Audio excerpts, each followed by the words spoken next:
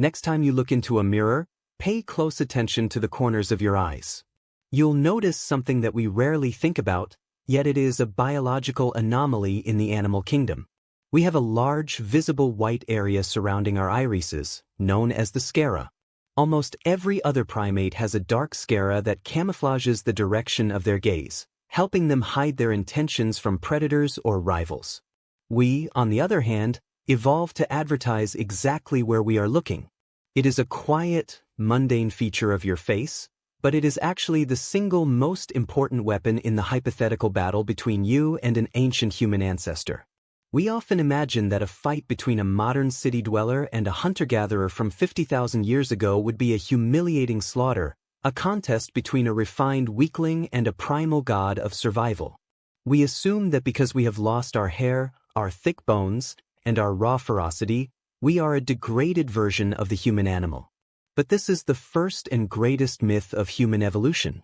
The truth is that if you were dropped into a wilderness against an ancient human, you wouldn't just be an underdog. You would be a different kind of predator entirely, carrying biological and neurological upgrades that would make your ancestor feel like they were facing a ghost. Everything you've been told about the weakness of the modern body is based on a fundamental misunderstanding of what a body is actually for. There is a persistent belief that our ancestors were essentially Olympic athletes in animal skins, possessing a level of raw strength that we can no longer achieve. It sounds true when you look at the skeletal remains of late Pleistocene humans. If you compare a modern femur to one from 50,000 years ago, the differences are startling. Ancient bones were significantly thicker, with a higher density of what scientists call trabecular bone, the spongy, honeycomb-like structure inside the bone that absorbs shock. Research led by Christopher Ruff at Johns Hopkins University has shown that the skeletal robusticity of our ancestors was roughly 20 to 30% higher than ours. Their grip strength could likely crush the smaller bones in a modern hand, and their core stability was built for wrestling large, resisting prey. To a casual observer, the modern human looks like a fragile, hollowed-out version of the original. That sounds like a total physical defeat for the modern contender. But in reality, this skeletal thinning, or gracilization, wasn't a mistake or a sign of decay. It was a radical metabolic upgrade. The modern human body is an energy efficiency masterpiece. Those thick, dense bones and massive muscles of our ancestors were incredibly expensive to maintain. They required a massive daily caloric intake just to keep the lights on. A study by Herman Pontzer at Duke University, who spent years tracking the metabolic rates of the Hadza hunter-gatherers in Tanzania, revealed a shocking truth. Despite their incredibly active lifestyles, their total daily energy expenditure was almost identical to that of a sedentary Westerner. Evolution didn't make us weaker, it made us cheaper to run. In a survival drop where food is scarce and every calorie is a lifeline, the modern human can survive longer on smaller amounts of fuel. We are the economy mode version of the human species, designed to keep moving when a more muscular, robust ancestor would be starving to death. Our thinner skeletons also gave us a different kind of mobility. We are longer-limbed and lighter, which, according to the endurance running hypothesis popularized by Harvard's Daniel Lieberman, makes us the ultimate persistence hunters.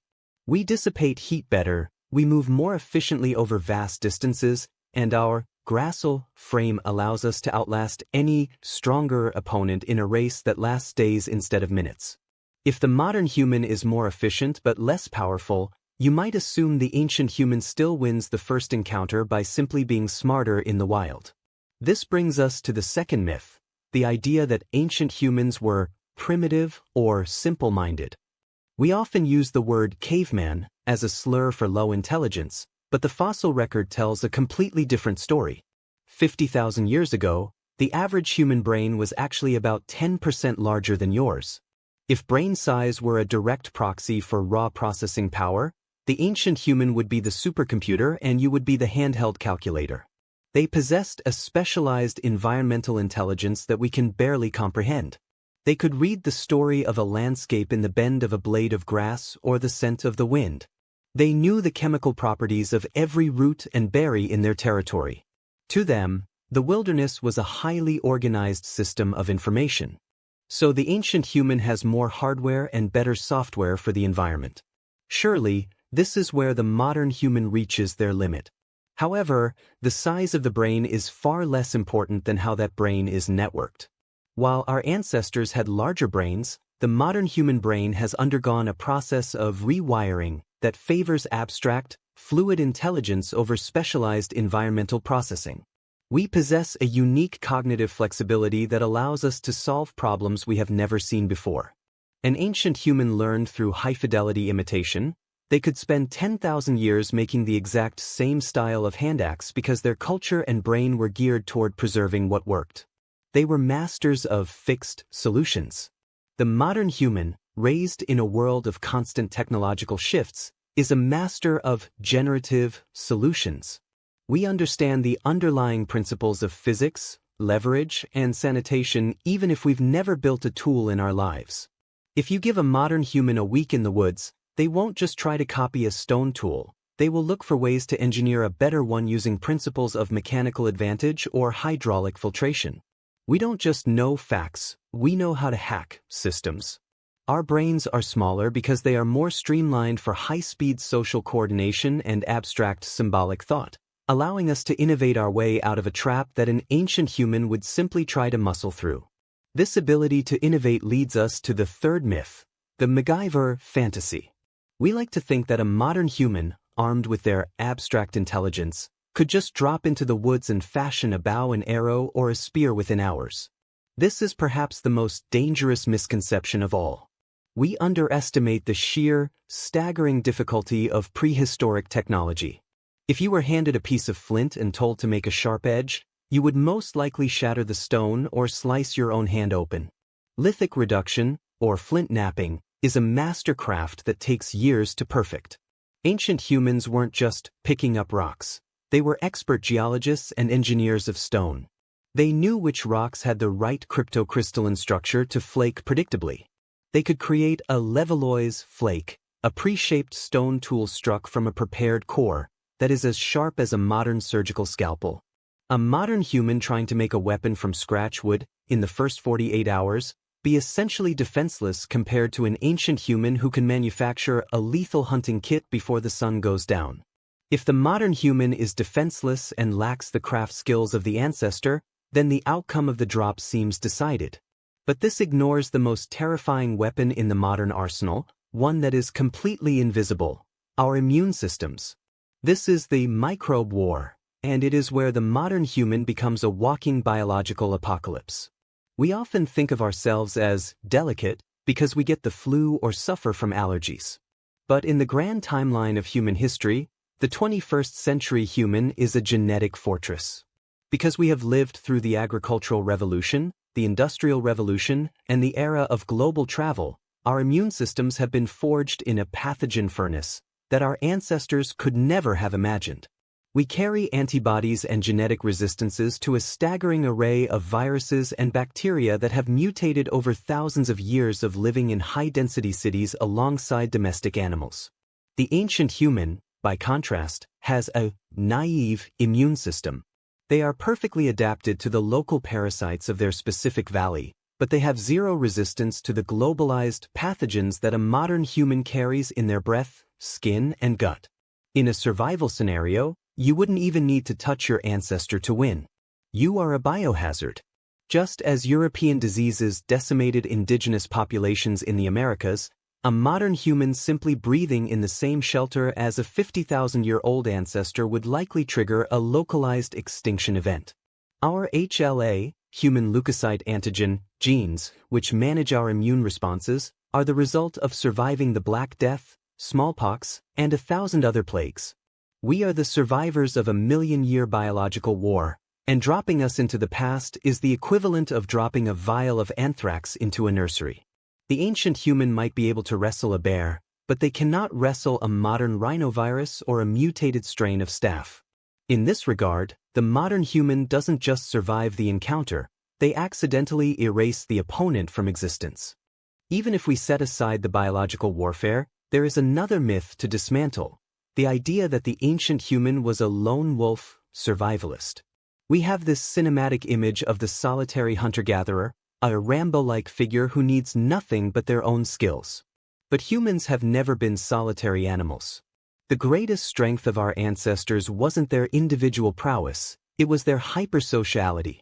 However, the modern human has taken this sociality to a level that would be unrecognizable to an ancient ancestor.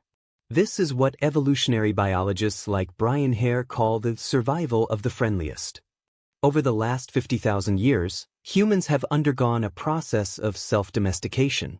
We have literally evolved to be more cooperative, less reactive, and more capable of high-level communication. This might seem like a disadvantage in a one-on-one fight. After all, domesticated animal is usually seen as weaker than a wild one. But in a survival drop, this domestication is a massive cognitive advantage. It manifests as a lower level of reactive aggression and a higher level of what is called joint intentionality. A modern human is better at coordinating, better at teaching, and better at absorbing information from a wider variety of sources. We have been bred for peace and cooperation, which sounds soft until you realize that cooperation is the most lethal technology in the history of the planet. While an ancient human social circle was limited to perhaps 30 to 50 closely related individuals, the modern human is psychologically equipped to operate within a global network. We can abstractly trust a stranger based on shared symbols or goals. If the drop involved more than one person, the modern humans would form a complex, tiered society with specialized labor while the ancient humans were still arguing over who got the best piece of meat.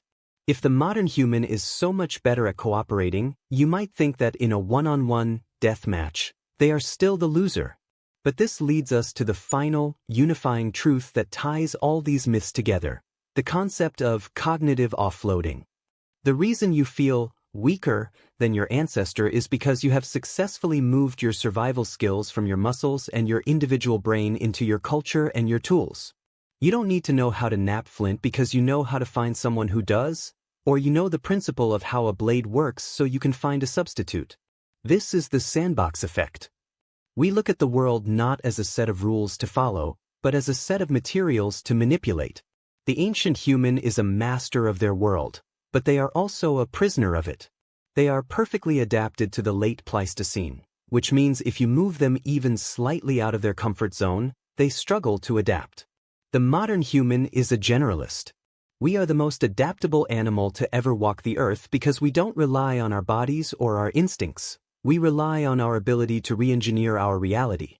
This brings us to the moment of the drop. If you put a modern human and an ancient human in a forest and told them to kill each other, the first 48 hours favor the ancestor. They have the spear, they have the tracking, and they have the physical robusticity. But if the modern human survives those first 2 days, if they manage to use their energy-efficient metabolism to hide, their abstract intelligence to build a rudimentary trap, and their biological resilience to survive the initial exposure, the tide doesn't just turn, it vanishes. The modern human will begin to scale. They will understand the need for water purification to prevent the osteological paradox, the fact that most people in the past died of preventable infections that left no mark on their bones. They will use their friendliness and lower reactive aggression to stay calm and methodical while the ancient human's high cortisol survival response begins to burn them out. And then, there is the psychological factor. We assume we are softer because we have air conditioning and soft beds. But the modern human brain is accustomed to a level of sensory input and complexity that would be utterly overwhelming to an ancestor. We are used to processing thousands of images, sounds, and social interactions a day. To us, the silence of the wilderness is a vacuum we are desperate to fill with activity. To the ancient human, the wilderness is full of spirits, taboos, and ancestral terrors. Their world is governed by a rigid spiritual logic. A modern human with a scientific understanding of the world is immune to the psychological paralyzation of prehistoric magic. We don't fear the thunder god. We understand the electrical discharge of the atmosphere.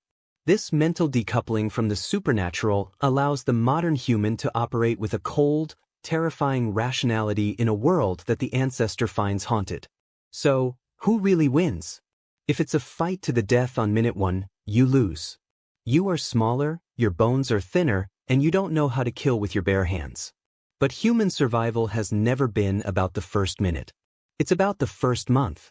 In the long game, the modern human is a more efficient, more adaptable, and more lethal biological machine. We are not the weak descendants of giants. We are the refined versions of a prototype. We have traded the raw, expensive power of a V8 engine for the efficient, high-tech intelligence of an electric motor. We carry the ghosts of every plague our ancestors survived in our blood, and we carry the collective engineering knowledge of 10,000 generations in our abstract thoughts. This brings us back to that mundane observation from the beginning, the white of your eyes. For a long time, researchers wondered why we would ever evolve a feature that makes us so vulnerable, something that tells every predator and every enemy exactly where we are looking. The answer is that we evolved for a world where the most important thing wasn't hiding from your enemies, but communicating with your friends. The scara is a cooperative eye. It allows us to look at a distant point in the forest and, without saying a word, tell our partner exactly where the danger is. It is the physical manifestation of our survival of the friendliest. It is proof that we were never meant to survive alone. In the end, if you were dropped into that wilderness against your ancestor, you wouldn't be fighting one-on-one. You would be bringing the collective power of modern humanity with you, the immune resistance of billions, the abstract logic of the scientific method, and the metabolic efficiency of a species that learned how to do more with less. Your ancestor would see you, and they would see those white eyes looking back at them. They wouldn't see a weakling. They would see a creature that can signal its intent to a ghost army of collaborators. They would see a body that doesn't need to be strong because it is smart. They would see the version of humanity that won the war for the planet. And that is the haunting reality of our evolution. We didn't just replace our ancestors because we were better hunters or stronger warriors. We replaced them because we were a more efficient way for the universe to think. We are the domesticated humans, and like the dog that replaced the wolf, we are far more successful than the wild version we left behind. The next time you feel out of place in the modern world, or feel like you've lost touch with your primal roots, just look at the whites of your eyes in the mirror. They are a definitive, haunting proof of your victory. They show that you are part of a lineage that decided, tens of thousands of years ago, that the power to cooperate was more lethal than the power to crush. You are not a degraded version of a hunter-gatherer. You are the finished product of an experiment that worked. You are the survivor. You are the biohazard. You are the efficient, thinking machine that inherited the Earth.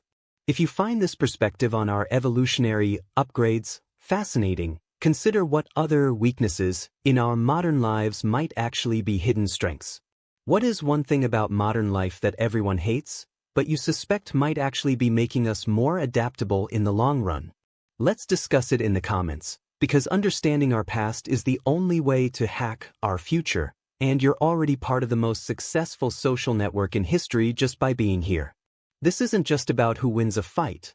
It's about realizing that the very things we think make us vulnerable are actually the traits that allowed us to conquer every corner of the globe. Our ancestors were magnificent, robust, and brilliant in their own right, but they were a bridge to the version of humanity you see in the mirror today. We often mourn the loss of our wildness, but we forget that wild is just another word for unrefined. We are the refined human. We are the persistence runners who don't need to stop. We are the innovators who don't need a manual. We are the walking biological fortresses who don't need a shield. The death match between the modern and the ancient has already happened, and it happened over the last 50 millennia of natural selection.